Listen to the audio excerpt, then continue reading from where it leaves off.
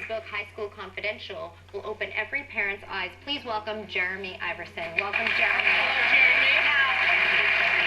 You're a Stanford grad. You've had jobs in politics. You've had them in the financial world. What made you want to go into a high school and fool everybody and kind of dive into what's going and see what's going on? Pretty much exactly what you just said. I had done all that stuff. I had done like the investment banking, that sort of thing. I wanted to do something completely and totally different.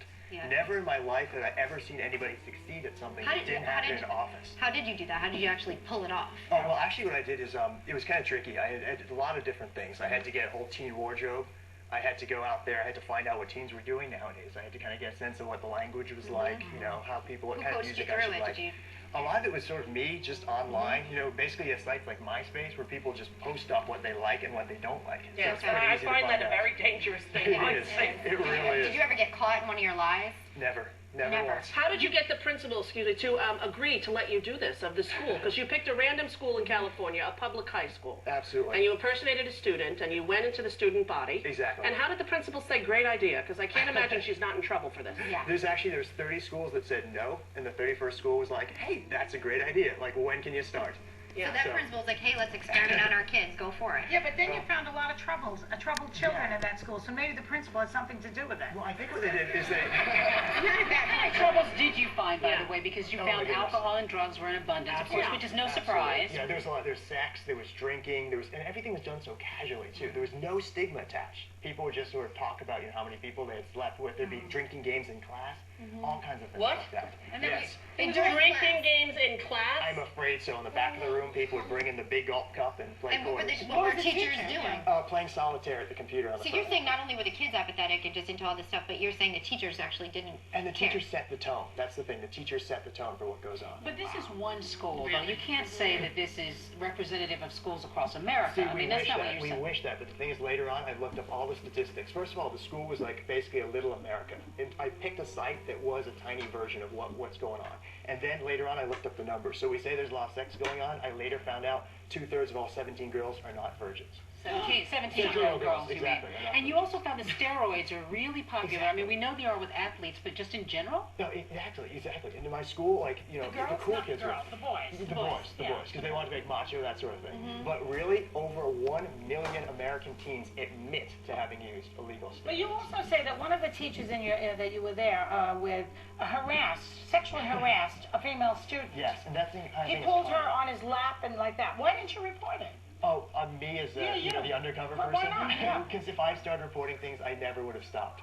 I basically tried to just stand back and be an observer. And you didn't want to stop because you wanted to finish this book. Well, because I had to kind of be an observer. Because if I started taking sides in any of this, I mean, there's crazy But things didn't you feel at that point everywhere. there should have been some intervention? Hopefully there will be now at this point. What do you think about the children who you befriended, who thought that you were their age, and who now have sort of been duped into this?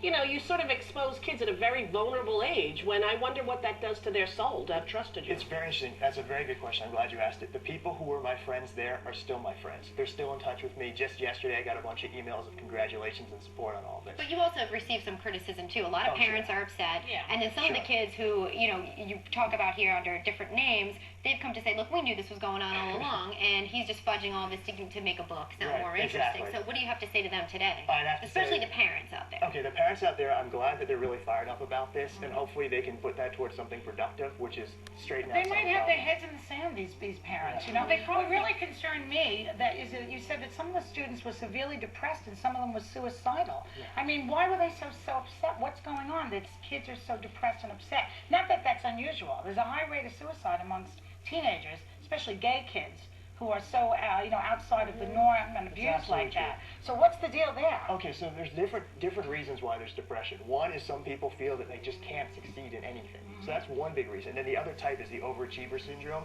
where they've just got so many things thrown at them that they're always trying to live up to an ideal that they just can't hit. But I would say, too, that, you know, teachers for me really saved my life. I had a mother who died and a father who was absent, and it was the teachers who saved my life. And the public school education, they are not funded in the way they should. So there's no, you know, to blame the teachers is sort of sad, because we have to blame a country that doesn't value education the way that our current country does You are not. 100% right. You heard English teacher, I also went to school, and there was always a clique of kids that were on the outside Yes. also. So I don't know that this represents the norm exactly. Well, you know, if it does, Jeremy, you've given parents a lot more to worry about and Yes. to be concerned, and hopefully Yeah. step in. We want to thank you for being here Thank and you being so honest much. with us. Our thanks to Jeremy Everson. Everyone in our audience is getting a copy of High School Confidential.